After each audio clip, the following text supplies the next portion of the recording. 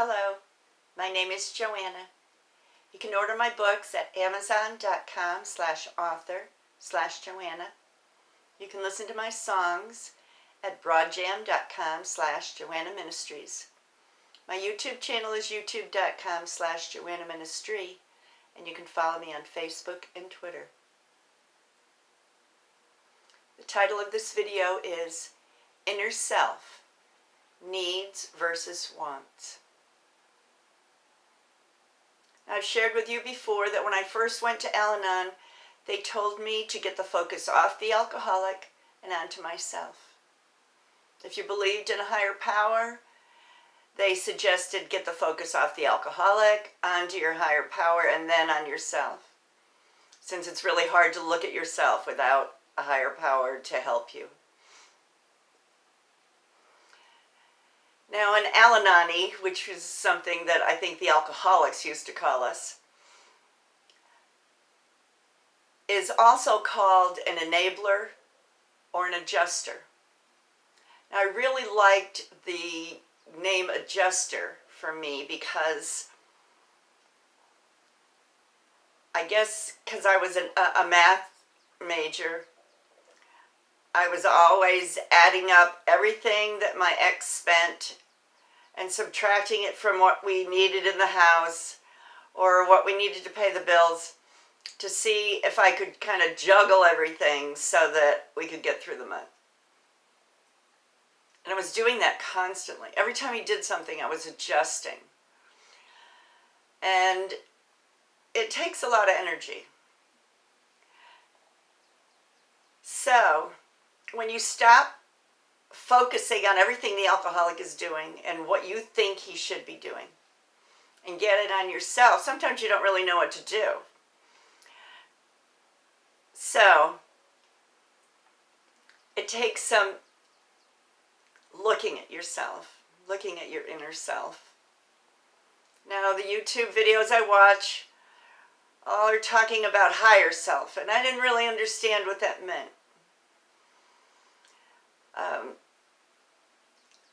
I guess your lower self is all your fleshly desires, your carnal self. So when you work on your lower self, your carnal desires, some people call it your base desires. They say that, I know when I got in a car accident one time, my girlfriend said that I was cussing the whole time. I was in the ambulance. When you kind of get down to your baser self, that's where all that crap is. That's all the stuff, the baggage you carry around. So as you start to look at your lower self, your inner self, you start to see what you need and what you want. And living with an alcoholic, I never looked at what I needed or what I wanted. It was all about what he wanted or what he needed. And when I had my spiritual awakening, some people say when you get saved, I felt like Jesus told me I could have whatever I wanted because what I wanted was just what I needed. So I really wasn't an extravagant person. I still like to get dressed up pretty. I like to have a nice dress. But I don't think about all the things that I need to have to be happy. Now I remember sitting at the sewing machine and making a dress or sewing something for one of the kids. And I kind of was looking at myself, my lower self, my inner self, and saying, you know what? I hate to sew. My mother was a tailor, and so I knew how to sew. She taught me how to sew when I was 12. And if I had to, I didn't mind it. But I could never make a living at it. I didn't, it hurt my back.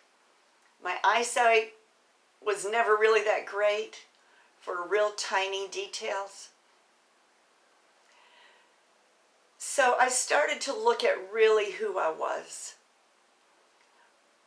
There's so many things that my parents wanted me to be or do. That wasn't me.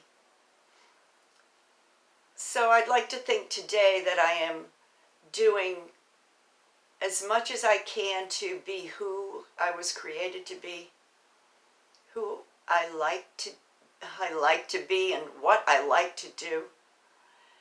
And that I know when I need something. I know when I need to go to the doctor. I know when I need to change my diet. I know when I need to buy something that needs to be done, like, get the car fixed. Don't wait till the last minute. Don't procrastinate. So there is a timing to it. And that's probably all I need to burden with you now about this topic. And we'll talk again soon. Thanks for listening. Bye-bye.